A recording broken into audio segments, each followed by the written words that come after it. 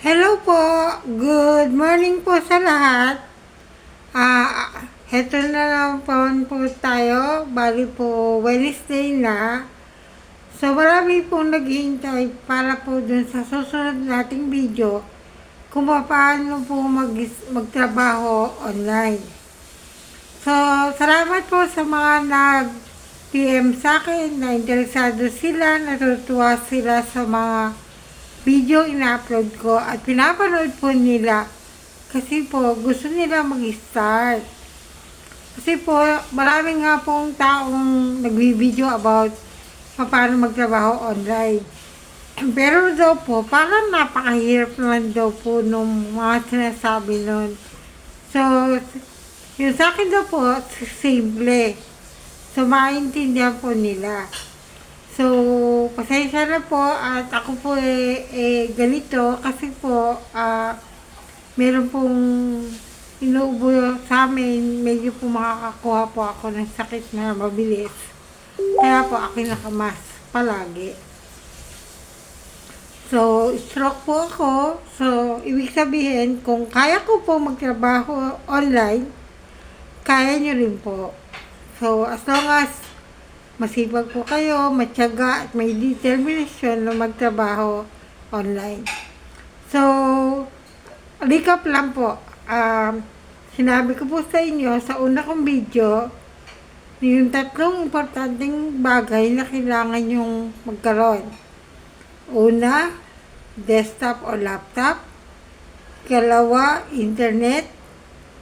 And ikatlo po, yung pong kwarto kung saan pwede kayong magtrabaho ng tahimik. And then, salamat po pala, shout out po pala kay Ma'am Felisa Garcia na natutuwa po siya at pinapanood po tayo ngayon. At saka po kay Atwing. Salamat po sa panonood. At saka po pala kay Angel. So, sasagutin ko po yung mga tanong na natanggap ko. Tungkol po sa internet connection, ano daw po ba mas mainam? PLDT o Converge? Para po sa akin, since matagal na po ako nagtatrabaho, dito po sa bahay namin, meron po kaming, ang internet po namin ay PLDT at saka Converge. Ang PLDT po, business plan po kami since marami po kaming nagtatrabaho dito. Ang anak ko po, ang asawa ko gumagamit din. Tapos po, ang amin pong backup ay Converge since halimbawa po nawala si PLDT. E di meron po kami backup. Hindi po nakakaya sa kliyente na pag nawala ng PLDT, wala ka ng trabaho, hindi ka na makapagtrabaho. So, since po na online po talaga ang trabaho ko, meron po kaming backup. Pero para po sa mga nag-i-start lang, para po sa akin si Converge po kasi, mas mura siya. Tapos, depende rin po sa lugar Si Converge, mas mura. Tapos, meron po silang promo ngayon na ino-offer na may Converge ka na, meron ka na connection, meron ka pang cable, makakapanood ka pa. So, highly recommended rin po yun. Mag-start po kayo, kung beginner po, mag-start lang po kayo sa pinakamababang plan. Haba pong tumatagal po, pwede kayong mag-upgrade. So, wag po kaagad na mabilis. Pero, yun din po, depende rin po yun sa trabaho. Kung halimbawa po, video editing, hindi yun po kakayanin ang mababang plan. Halimbawa po, graphics, kunyari po, graphic design. Okay na po siguro dun yung mababang plan kasi hindi lang po nag-require yun ng mataas na internet. So, pero po highly recommended yung mga medyo gitna-gitna. Kasi po, halimbawa nakikipag-usap kayo sa kliyente. Pangit naman po nakikipag-usap kayo Tapos ikot lang siya ng ikot. So mga kagagraduate lang po, alam po natin wala pang sahod, wala pang pera. I-consider nyo po yun as investment.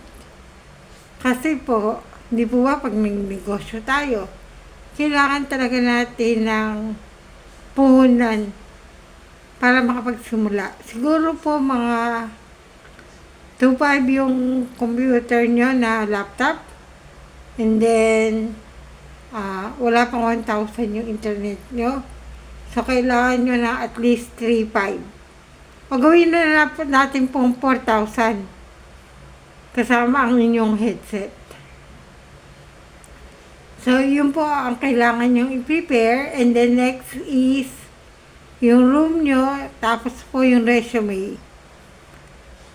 Pwede po kayo mag-comment sa baba. Sabihin nyo lang po na interesado kayo. And then, bibigay ko po sa inyo, i-BPM ko po kayo ng aking Gmail kung saan po pwede nyo po i-send ang mga resume nyo. Tutulungan ko po kayo na mag-update ng resume nyo. Mamaya po ulit sa second video, isabihin ko naman po sa inyo ang mga company, ang list of company na talagang nagbabayad on time and maaasahan, na kung saan doon kayo gagawa ng account. Hindi ko po kayo po pwede gawa ng account kasi po may mga tanong po doon na personal na tanong na kayo lang ang makakasagot. So, comment lang po niyo doon na interesado kayo. And then, VPM ko po kayo para po ibigay ang aking Gmail kung saan sisend nyo yung resume nyo. Tutulungan ko po kayong pagandahin ang inyong resume. Salamat po and see you po sa susunod kong video. Have a great day everyone. Bye-bye!